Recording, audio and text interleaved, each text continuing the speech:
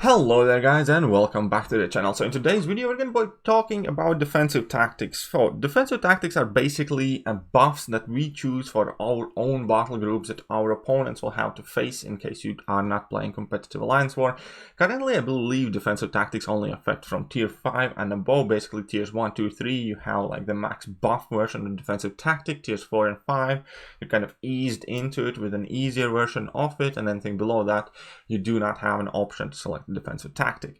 And already since the defensive tactics had all been introduced, we always seem to have had the same problem. So there is a quick history of defensive tactics. Basically, as soon as they got introduced, there were 5 of them, and the idea was that we vary our defensive tactics from alliance to alliance, so each alliance war feels a bit more unique, so you not only face different defenders in different positions, as we all know that's not really happening all that often, because quite frequently certain positions are set for many defenders, and at least then we have different general defensive tactics which will make each war more unique. The problem is that this entire enterprise has been a relatively large failure since the beginning, because there have always been 1 or 2 defensive tactics at any given time that are vastly more overused, and the rest of them are ignored.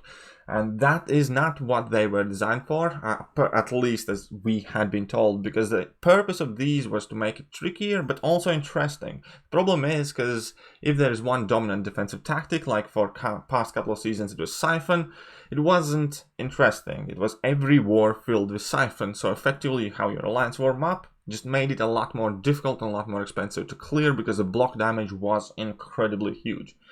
Previous to that we had Dodge and we had Bulwark. And again, it wasn't interesting. It was everything was Bulwark or everything was Dodge, and then Domino had extra chance of evading, and then Medusa all of a sudden had the chance of evading. Wasp was evading like crazy, and you just got dead real quick until you learned to play around them. Same with Bulwark, was basically used to time people out on a final boss node with Warlock and make a couple of Iron Man Infinity Wars extremely tricky to fight against.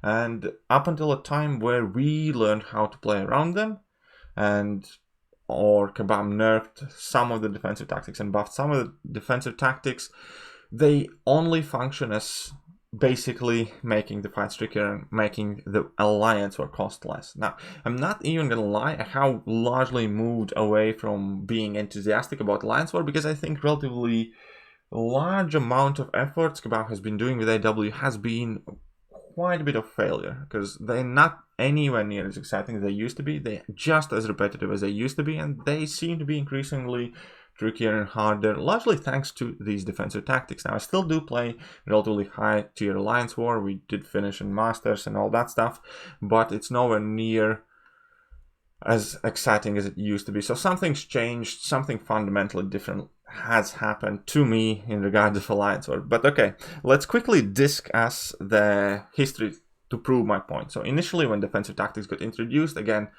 they made 5 of them with the thought to spice and make each alliance war feel different. However, everybody used Bulwark or Dodge, right, as I discussed. So after that, they saw it and they decided to buff up Siphon and some other nodes. As soon as they buffed up Siphon, everybody started using Siphon, because Siphon effectively made all villain defenders great defenders, because even parry cost in your block, and even if you manage to get through your fight perfectly without missing a single parry, without taking any additional hits in block, you still accumulated large amounts of block damage, especially if you were against opponents that had like some really tricky to dex special attacks and they shot a special in your block, half your health was gone. So even if you didn't die in that fight, that still cost you a lot of resources, a lot of potions, and every single war was simply made more expensive than they would normally be, because you were taking such a huge amount of block damage. And that went quite unchecked, and I believe vast majority of the people who had access to defensive tactics, as in tier 5 and above, was pretty much just using Siphon, ignoring all other form of defensive tactics. Now, quite recently they have nerfed Siphon down a bit and reduced the amount of block penetration buff the villains are getting or whatever. But since then, flow has become the dominant defensive tactic, and basically it works whenever we hit a control defender with a critical strike. They gain a power gain buff, and it's not a small power gain buff. It's quite a large amount of power gain that they are getting. They're getting 45% of their max power, not a bar of power, of their max power over 15 seconds, and if the defender stuns, the power gain is removed, but there are plenty of stun immune nodes or champions that are tricky to stun, so it's not always an option, and it can stack up to 3 times, which is crazy. So if you do drop a combo on a control defender that's stun immune and he gains 2 and you crit twice, which is fairly frequent occurrence, then he's gonna have power gain for days. If you combine it with like some sort of regular amounts of power gain or power focus nodes or mystic dispersion or whatever, you're pretty much guaranteed to eat a whole lot of level 3s extremely quickly, and that is what has been happening. I don't think more people have ever died from level 3 in Alliance War than they have since flow got to be the dominant defensive tactic.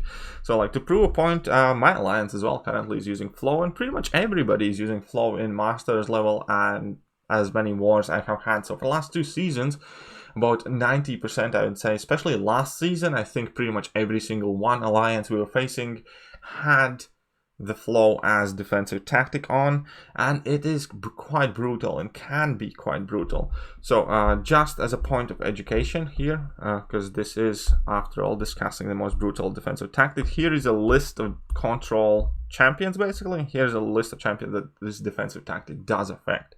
So we have Black Widow, Clairvoyant, which can certainly be tricky defender, especially with this defensive tactic. So we have Dr. Octopus, Doctor Strange, Dormammu.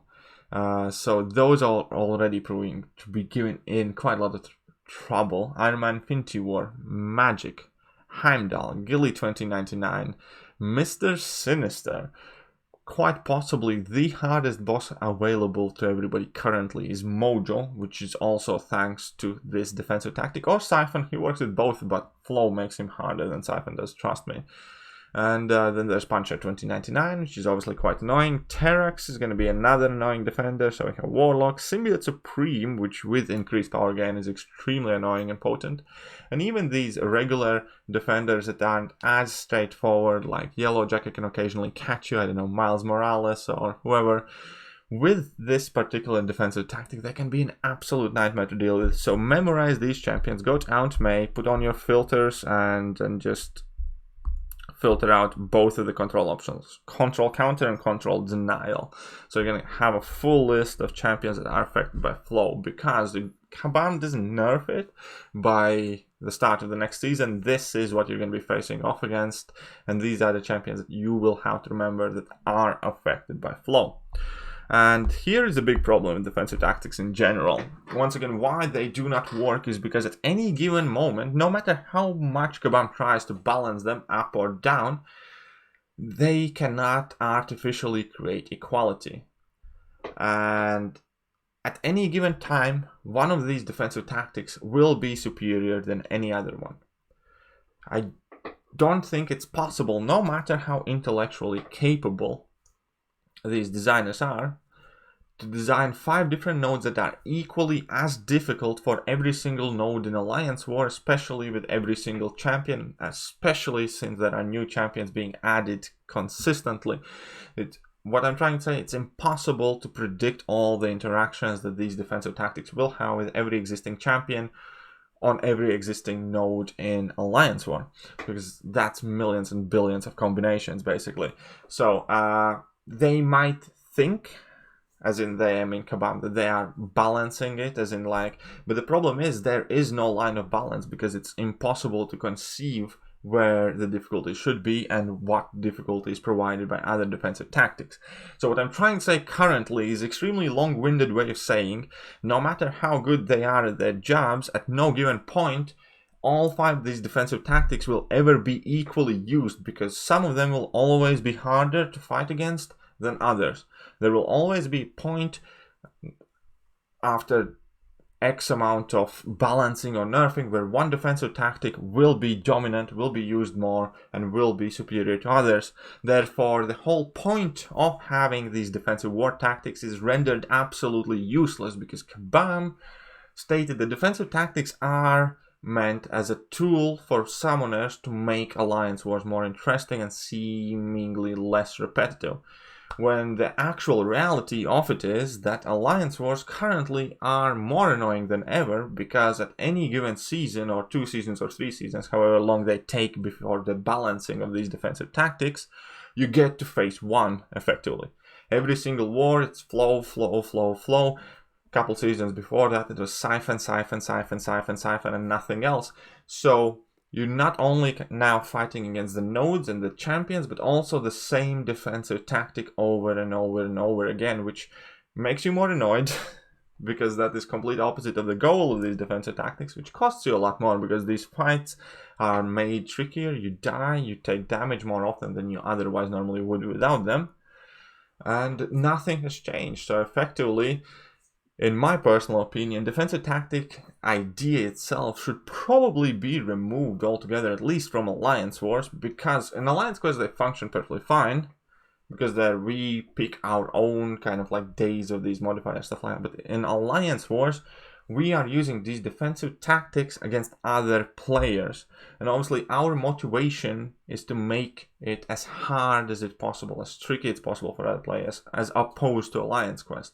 So that's a major difference why these modifiers work for alliance quest, because we can pick the order these modifiers are coming. We can do the hardest ones on the easier days, easier modifiers on the later days. But alliance war, it's always the exact same thing. You get flow or you get siphon all season round, never anything else, and it's boring. Right, so I wanted to put that out there, and if there's anything, by the way, let's just do a quick check on the video. So if you have watched the videos thus far, please leave a comment in comment section below with a simple word flow, as in flow defensive tactic. Then I'm going to know that you have listened this far. But all that being said, if there's anything you take away from this video, then take away these 3 things. Number 1, flow is currently the dominant defensive tactic, by far superior than any other one. This is the list of the champions that are affected by flow. Memorize it, learn how to find it, be aware of it, be ready, especially if your alliance is just kind of climbing the ranks and you have never seen these defensive tactics before. This is the one you need to worry about. And number 3,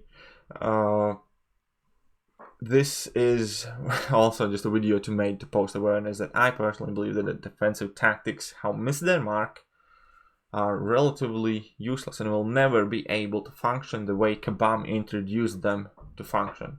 As in, at no given point, they can potentially make it so that all 5 defensive tactics are equally used. All that being said, I hope you guys enjoyed this video. I hope you agree with me. If you do, hit that like button, hit that sub button, hit all the buttons, and I will catch you guys next time. See ya!